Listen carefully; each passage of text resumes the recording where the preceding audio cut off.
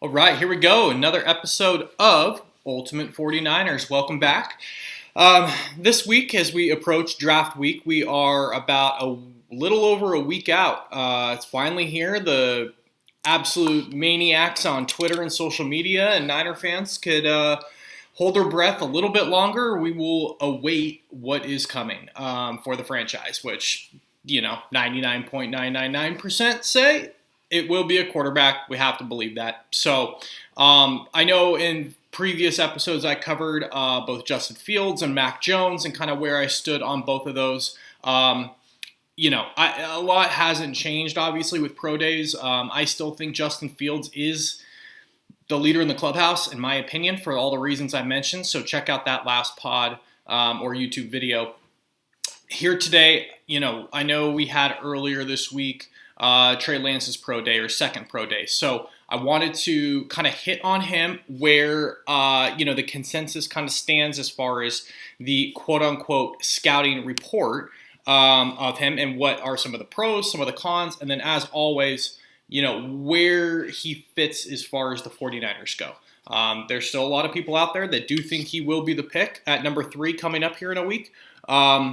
We'll see. Obviously, nobody knows, so all these rumors that people are freaking out about, relax, take it easy. But obviously, like I mentioned in some of the other podcasts, one thing I try to do is take, breakdowns from other sources and relay them to how they apply to the 49ers. So let's get to it. Trey Lance, he is 20 years old, young. He's 6'4", 225. He has 17 starts in college. So all these are not a surprise or a shocker. You've heard it beaten to death. The dude, at the end of the day, has prototypical size. He's a outstanding athlete. I listened to him the other day talking about how Minnesota was recruiting him to come play safety for him back when he was in high school. So the dude's a really good athlete. You saw that with the stats, right? He dominated the FCS division. Not last year because of COVID. They obviously didn't play a season. They had that one makeshift scrimmage game that's just really weird. But if you break down 2 years ago, Lance completed almost 67% of his passes. He threw for 28 touchdowns and no interceptions, which is pretty amazing no matter what level you're at. He ran for over 1,000 yards and tacked on another 14 touchdowns on the ground. So this dude is dynamic. This guy was basically Lamar Jackson 2 years ago at the FCS division. Some of the things that people really like about Trey Lance, extremely cerebral. Not only do people rave about him being able to read coverages, running a pro-style offense, but he is someone who set his own protections in college, which is really high-level stuff. Most of the time in college, obviously you understand the offense and the scheme. You're responsible for the play call and maybe what the receivers or running back are doing, or you can help an offensive lineman out when they need it, but you're not setting the protections. You're not reading the defense and adjusting that at that level. That's really high-end stuff. So I think people are looking at him saying, yes, he's raw. There will be an adjustment period. However, this dude knows what he's doing.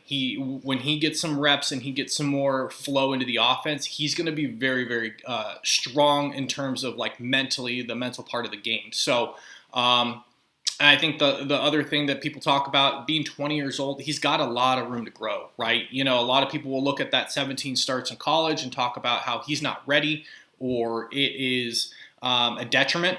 A lot of people look at it as a good thing. This guy's shown insane sparks and raw ability to play the game.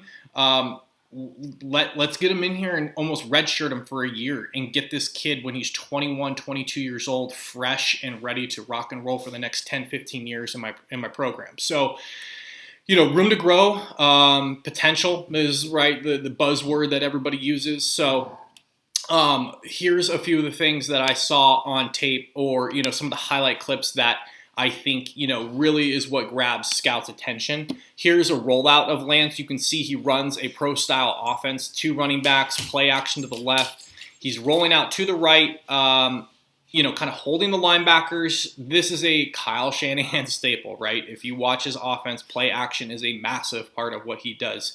I think this is a play that, definitely grabbed Kyle's attention and the 49ers' attention, among others. Like, why wouldn't it? This is an NFL play right here.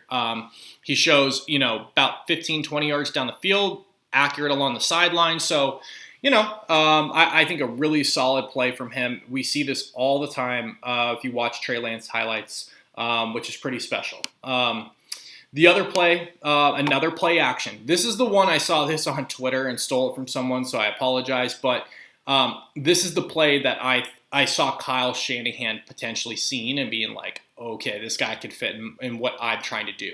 This play right here is what the 49ers run a lot. This play goes to Deebo Samuel, Brandon Ayuk, even George Kittle streaking across the field after a play action. This is a staple of the 49ers offense. So you can see, and I think the most important thing you notice here, not only is he doing the play action, but he's reading the defense, right? One of the criticisms you see in college is a lot of guys have a one read go or an RPO, so it's either hand the ball off, throw it to your first read, or take off and run. Lance does an awesome job. Obviously, he's got an extremely clean pocket here. But this, again, is another very translatable NFL play that you will see on Sundays every week. So it's easy to see why teams are intrigued by this guy. Some of the criticisms, I would say, on Lance probably, all that I've read, they think he could be a good pro. They don't know about the upside just because they haven't seen it against the elite talent, right? He's playing against 1AA guys.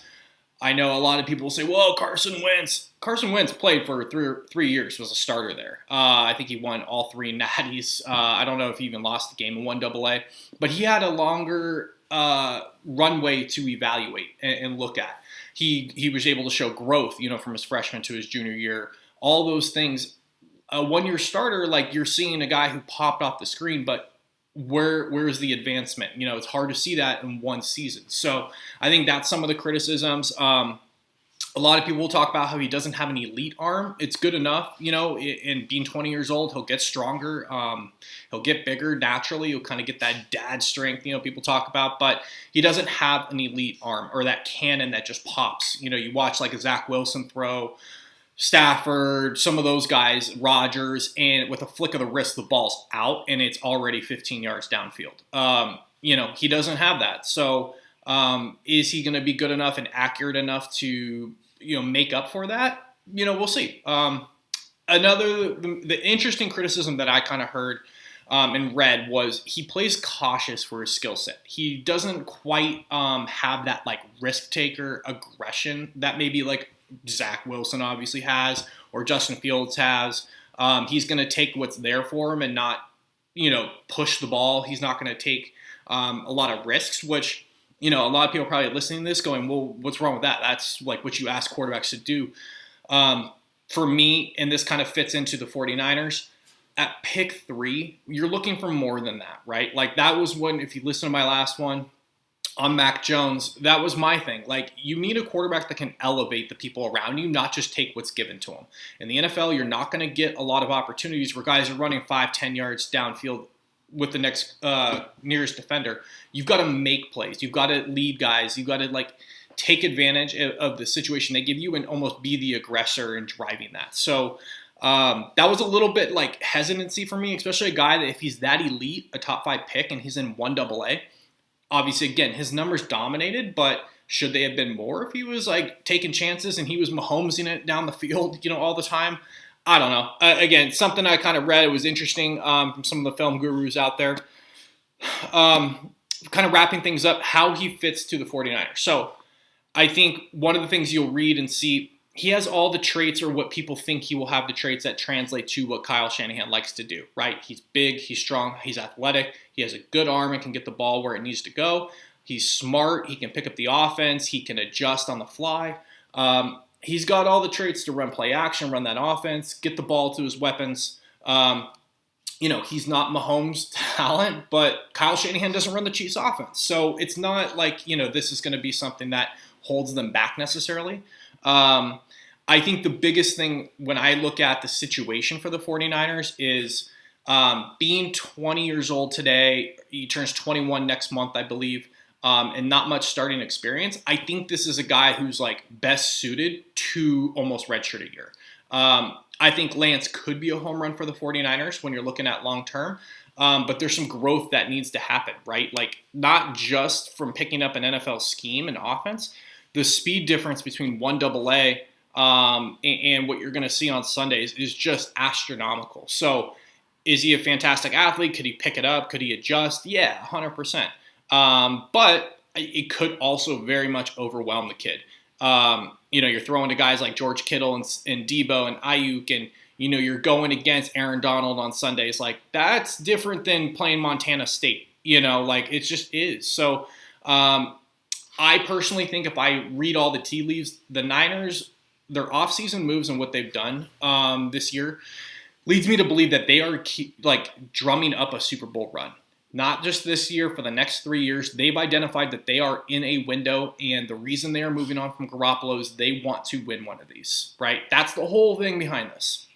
So I don't think a kid who isn't ready to play in 2021, maybe even 2022, leads me to believe that they won't select him. Look at Jordan Love for the Packers, right? Granted, Rodgers which went nuclear, and I don't think Jimmy G will necessarily get that chance, but if they are truly committed to bringing Jimmy Garoppolo back this year, which is up for debate, I know what they said. I don't know how you could pick a guy who's not ready to play. I just don't see you trading up and giving up draft capital for this draft and the next two to have a kid that's going to sit on your bench, right? The Niners are already up against it with the cap, a little bit. They have some guys that they're going to have to re-sign: Fred Warner, Nick Bosa.